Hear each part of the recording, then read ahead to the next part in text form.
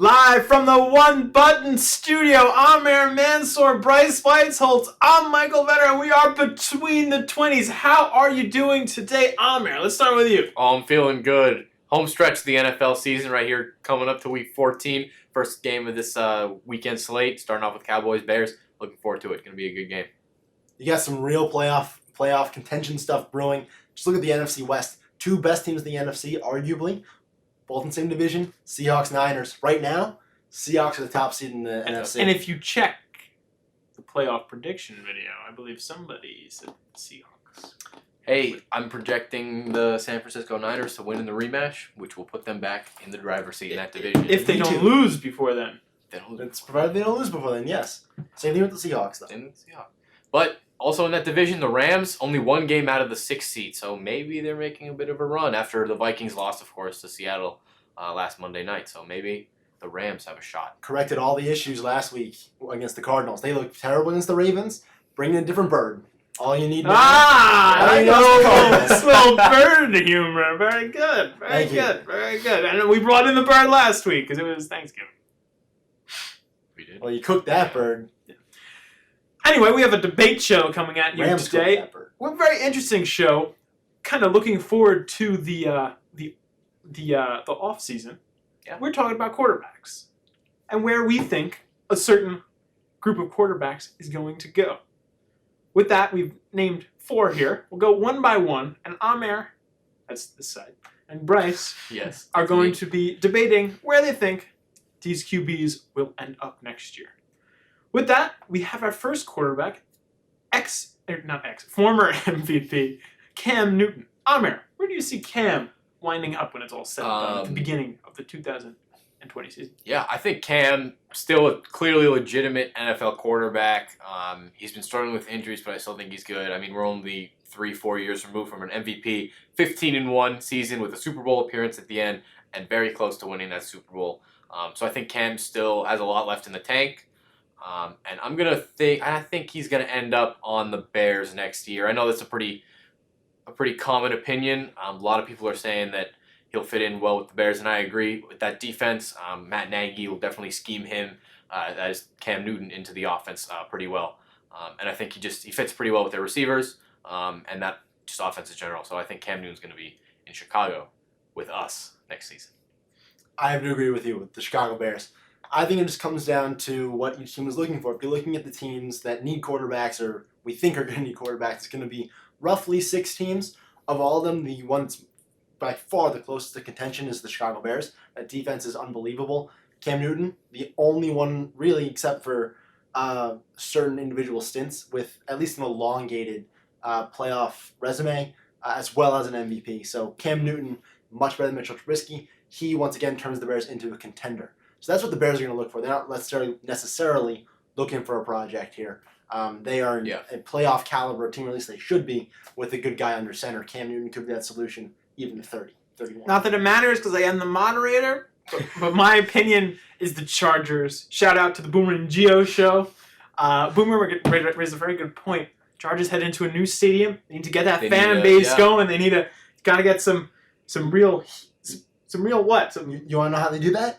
By drafting Justin Herbert. Nope. That's how they do that. Cam's got the LA swag down right now. I feel like he's got the swag. He's got the LA swag. He's gonna bring some people in. Exactly. I feel that's gonna happen. He looks like a movie star. So I am the grandma from the depends the what Big Bad Wolf. Depends what he's wearing. All right, so Cam Newton we've got covered. 2 official answers, 1 unofficial, but probably correct. Next, we have Teddy Bridgewater, the man who filled in very successfully for the Saints. The only game they lost was the one where he was called off the bench during his stint, but everyone that he started, they were victorious. Bryce, we'll start with you on this one.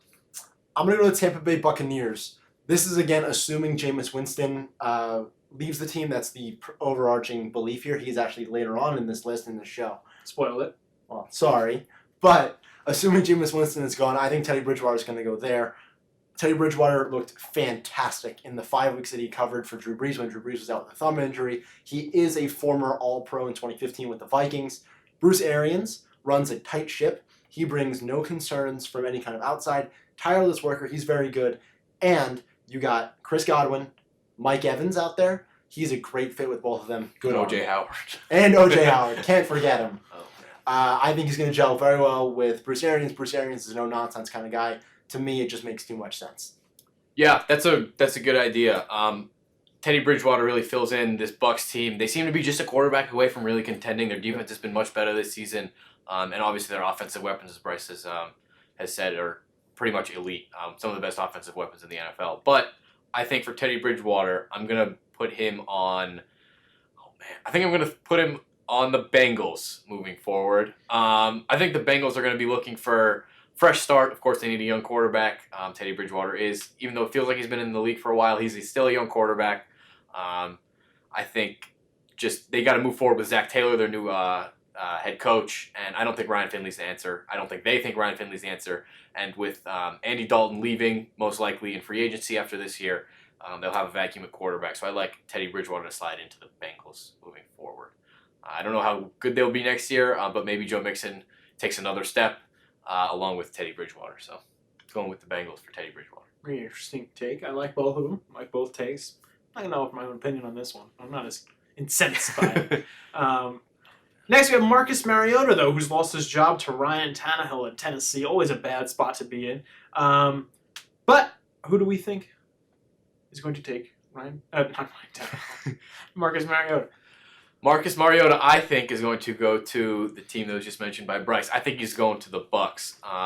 As Bryce said, Bruce Arians, no-nonsense guy. And if you guys remember all those years ago when it was Mariota versus Jameis in that draft, everyone was talking about how Jameis seemed to be, at the time, a little bit more talented, arm talent, more athletic than Marcus Mariota, but he had all those off-the-field concerns. Whereas Mariota's pretty much just a chill guy. He doesn't seem to get in trouble a lot like Jameis. And so I think Mariota will fit in just fine with Bruce Arians, the quarterback whisperer out in Tampa Bay. So I'm rocking with Mariota to the Bucs next season. I'm going to say he's going to go where you thought Teddy was going. So we're going to flip-flop here. I'm going to put him on the Cincinnati Bengals. They hired Zach Taylor for one reason, and that was to mold a quarterback.